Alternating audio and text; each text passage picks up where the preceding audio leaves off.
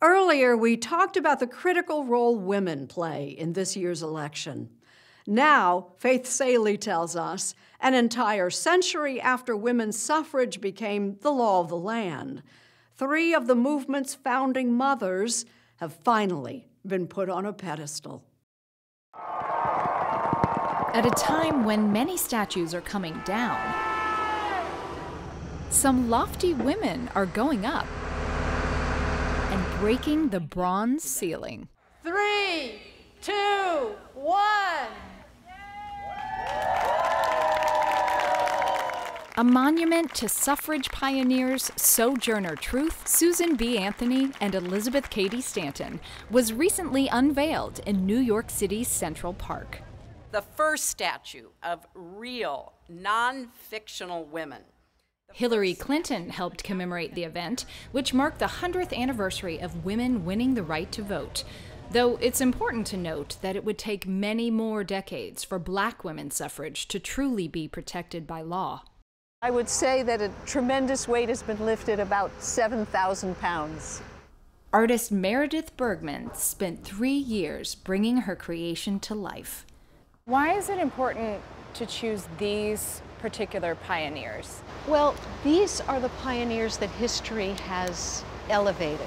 They were the most accomplished, they were the loudest, but there's many, many others. And there are many other cities putting women on pedestals. Cambridge, Massachusetts is considering these designs for its suffrage monument. Last year, Richmond, Virginia honored suffragist Adele Clark. And now, a statue of Supreme Court Justice Ruth Bader Ginsburg is planned in her birthplace, Brooklyn, New York. But putting the first statues of real women in Central Park hasn't exactly been a walk in the park. How can you have statues of men everywhere, and the only statues of women are Mother Goose, Alice in Wonderland? We needed real women. A few years back, we spoke with Colleen Jenkins, who happens to be Elizabeth Cady Stanton's great-great-granddaughter, and Pam Elam, who run the Monumental Women campaign, sponsors of the statue. They said immediately no. There will be no new statues in Central Park. It's a historical collection.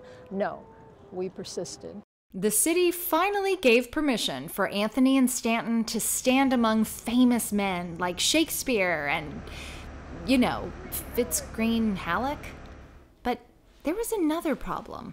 Every commission that I've worked on has involved controversy, and things have to be reconsidered and often redesigned.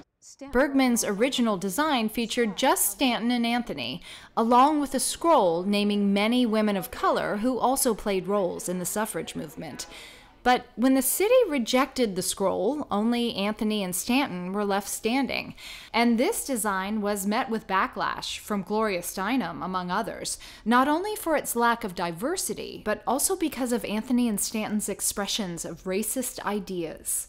Susan B. Anthony said she'd rather cut off her right arm than give the Black man the right to vote over the woman. And so I remember being so both hurt by that sentiment. Do I look up to Susan B. Anthony, who was defending part of what I believed in, that all women should have the right to vote? Or what do I do with this kind of racist rhetoric of hers? Salamishah Tillet is a professor of African American Studies at Rutgers University. Do you think there should be monuments of Stanton and Anthony?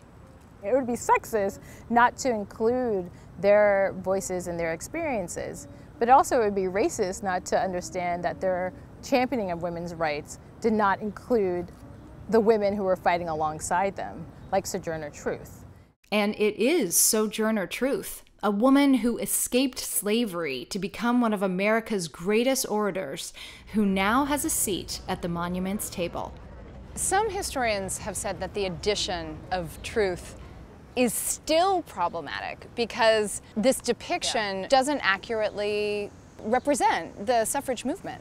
To have them in this kind of interracial harmony is not just inaccurate, but also it's kind of harmful. To have a sanitized, whitewashed version of the women's movement doesn't serve any of us who call ourselves feminists in 2020. Her mouth is open. What is she saying? I leave it up to you. Controversy notwithstanding, Bergmann says the statue is an artistic interpretation. They represent different kinds of activism.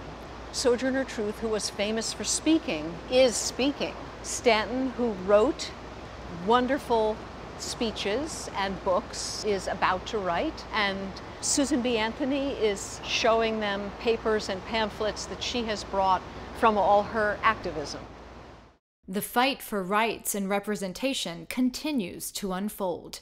As this monument shows us, part of the challenge and beauty of America is that we have so many stories to tell.